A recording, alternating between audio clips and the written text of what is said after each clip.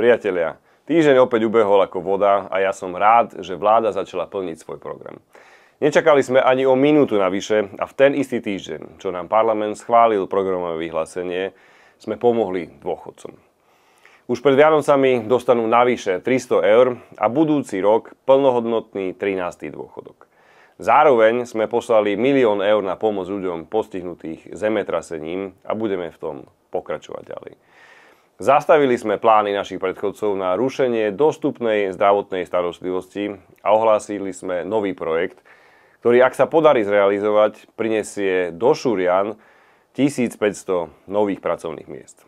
Viem, stále je to len kvapka v mori po tom chaose a marazme, ktorý tu spôsobili predchádzajúce neschopné vlády. No vždy však treba mať na pamäti, že treba niekde začať a verte mi, že ak sa nám podarí ísť takýmto tempom, tak ľuďom sa na Slovensku bude žiť podstatne lepšie.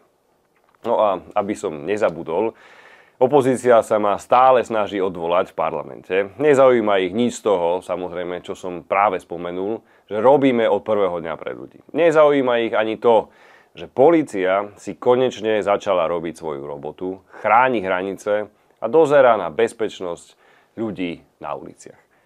Jediné, čo ich trápi, je mediálne známa skupina policajtov, ktorí sú obvinení z páchania trestnej činnosti. Nepoviem k tomu nič nové, len to, že pre mňa budú prioritou vždy ľudia a ich bezpečnosť. A čo sa týka obvinených policajtov, či sa to opozícii páči alebo nepáči, zákon bude platiť rovnako pre všetkých.